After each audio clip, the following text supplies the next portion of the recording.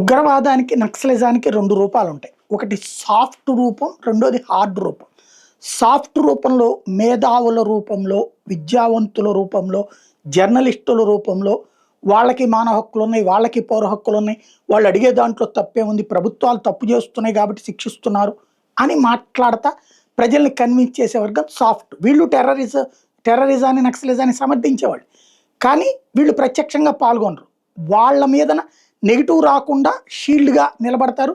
ప్రభుత్వంతో మధ్యలో వీళ్ళు మధ్యవర్తులుగా వ్యవహరిస్తుంటారు. దాని ద్వారా వీళ్ళని వాళ్ళు పోషిస్తుంటారు.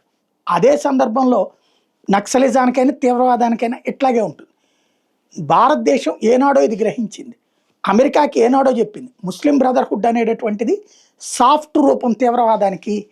దీన్ని మీరు మామూలుగా అంచనా వేయకండి, అదేదో మామూలు స్వచ్ఛంద సంస్థను అంచనా వేయబాకండి అని అమెరికాకి ఎప్పుడో చెప్పింది. హోంమంత్రిత్వ శాఖ 2014-15 సందర్భంలో చెప్పింది. అమిత్ షా ఎప్పుడో లెటర్ కూడా రాశాడు. వాళ్ళు వినలేదు. ఇప్పుడు ఆ ముస్లిం బ్రదర్హుడ్డే అమెరికాలో తీవ్రవాదానికి మూలమవుతోంది, పెంచి పోషించడానికి కారణమవుతోంది. ఇప్పుడు అమెరికన్ అధికారులు ఒప్పుకుంటున్నారు. భారతదేశం ఎప్పుడో గుర్తించి అమిత్ షా ఎప్పుడో మమ్మల్ని అలర్ట్ చేశాను ఒప్పుకుంటున్నారు.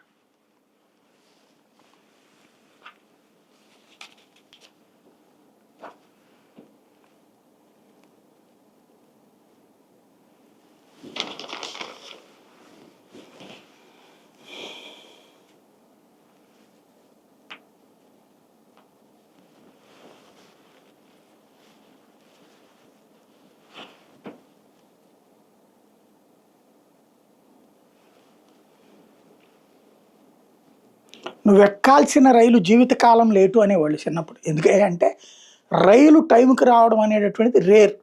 మా చిన్నప్పటి నుంచి చూసింది. ఈ మధ్యకాలంలో కొంత బెటర్, ఒక 10 నిమిషాలు 15 నిమిషాలు తేడాలు టైంకి వస్తున్నాయి రైళ్ళు. ఇదివరకైతే కనుక రైలు రాకడా ప్రాణం పోకడా ఎవరికి తెలియదు అనే సామెత కూడా ఉంది. అంత లేటుగా ఉండే రైళ్ళు, ఒక్కోసారి 3 గంటలు లేటు. ముందైతే ఎప్పుడు రాదు, లేటు 10 నిమిషాల, పావు గంట, అరగంట, గంట.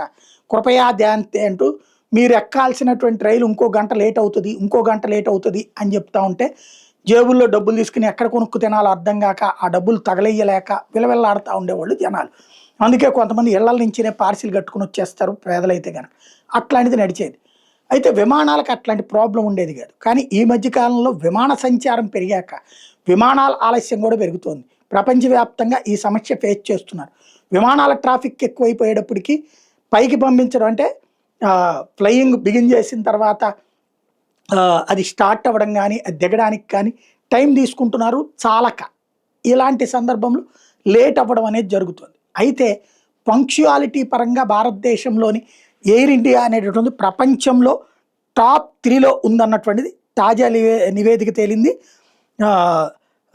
సరియం వాళ్ళకి సంబంధించినటువంటి సర్వేలో most punctual airline in June 2026 ఏదంటే ఎయిర్ ఇండియా అని వీళ్ళు అవార్డు ప్రొజెక్ట్ చేస్తున్నారు.